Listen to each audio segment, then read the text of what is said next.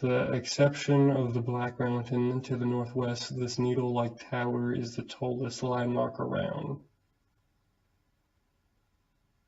6 elder arrowhawks use this tall, tapering spire as their lair. Though they never set foot upon the tower, they stack whatever treasure they find there.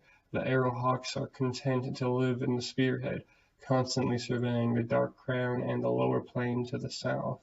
They fear neither the giant nor the air elementals, which you slay all these things, the arrowhawks, the giants, and the air elementals. And then you go into the elemental caves. The granite wall rises up 100 feet. Unlike most of the cliffs, there are no spires here. The wall is smooth, but several small caves open at various locations along the spotless surface.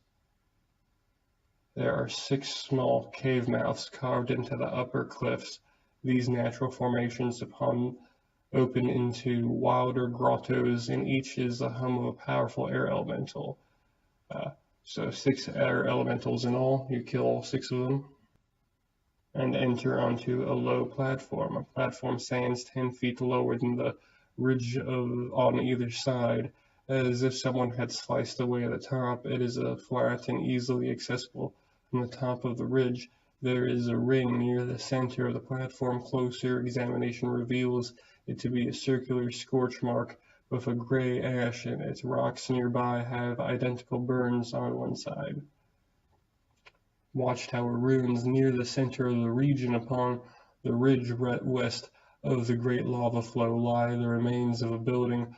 Rotting wooden beams and cracked stone blocks still form a wide square upon the ground. 4 or 5 foot high walls still stand. Large gaps appear in the walls, and debris surround the structure, suggesting it was once a much taller building.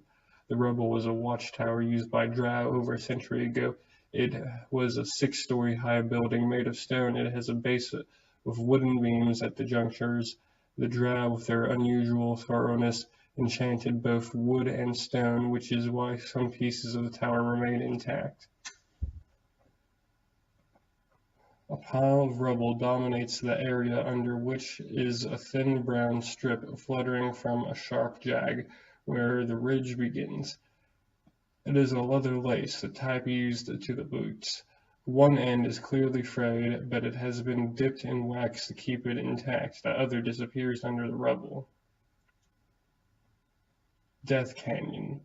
A deep canyon cuts through the plain of dust and stone. The canyon is 150 feet deep at its lowest point, which opens in 2 smaller branches to the west, as well as a long straight line to the east. The scraggy rock of the canyon wall is uneven, cuts at low angle. Moving along the edge of the canyon, you spot different rooms surrounding it. The deep caves, thin black wisps of smoke rising from each one of the western branches succeed.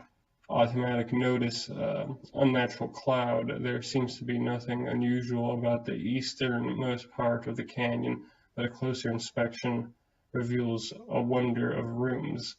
Several creatures inhabit the section. 2 clutches of belkers and a flock of carriais call this place home. The evil creatures are hostile to anyone who is not of their kind, and the 2 groups frequently fight with each other. You slay both groups for XP. Pierced Canyon. The base of the walls of this part of the canyon are pierced with saves, invisible mainly because of the billowing black smoke escaping from the opening. Lone Achiari. The northern branch of the canyon dead ends between rock formations.